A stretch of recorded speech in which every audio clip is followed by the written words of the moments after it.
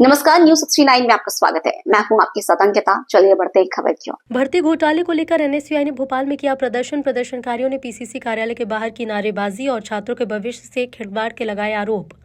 इस प्रदर्शन में एनएसयूआई के कार्यकर्ताओं ने भाग लिया और सरकार के खिलाफ नारेबाजी की। प्रदर्शनकारियों ने कहा कि सरकार छात्रों के भविष्य के साथ खिलवाड़ कर रही है और भर्ती घोटाले में शामिल है। प्रदर्शनकारियों ने मांग की है कि सरकार भर्ती घोटाले की जांच कर दोषियों को सजा दिलाए।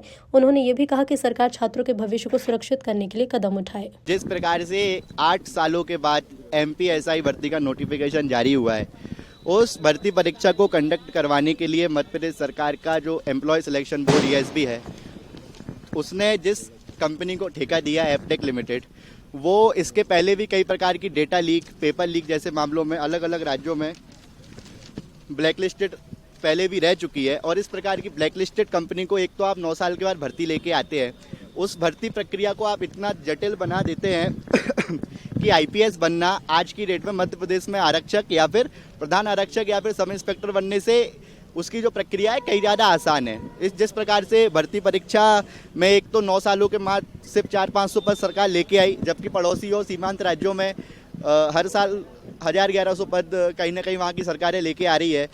9 सालों के लंबे इंतजार के बाद जब एसआई की भर्ती परीक्षा निकलती है तो आप एसआई, एएसआई, कांस्टेबल समेत सभी का ठेका आप एपटेक कंपनी, जो कि एक ब्लैकलिस्टेड मानी हुई ब्लैकलिस्टेड कंपनी है भारत में, उसके विभिन्न राज्यों में विभिन्न संस्थाओं द्वारा बार बार उसको ब्लैकलिस्ट करा दिया गया है। उस पर कई प्रकार के आरोप हैं कि डेटा लीक किया उन्होंने, पेपर लीक किया उन्होंने। ऐसी ब्लैकलिस्ट कंपनी को ठेका अगर एम्प्लॉय सिलेक्शन बोर्ड दे रहा है, कर्मचारी चयन मंडल ने दिया है, तो कहीं ना कहीं वो सरकार की मंशा को दर्शाता है कि कहीं ना कहीं कि एसआई में कोई बड़े लेवल की घपलेबाजी, घोटालेबाजी करने की तैयारी है।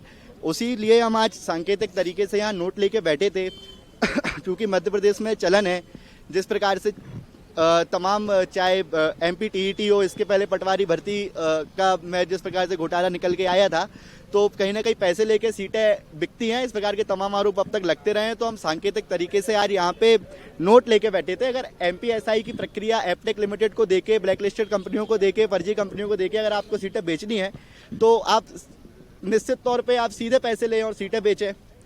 ये तमाम प्रकार के नोटिफिकेशन निकालना और इस प्रकार की धांधलेबाजी करना और प्रक्रिया को 200 नंबर से 650 नंबर का बना देना, और वहीं जहाँ पे डिपार्टमेंटल प्रमोशन के लिए जो भर्ती होती थी उसमें जो आरक्षण था उसको आप जिस प्रकार से कम कर रहे हैं, हॉरिजॉन्टल रिजर्वेशन से वर्टिकल रिजर्वेशन उसमें कर दिया है।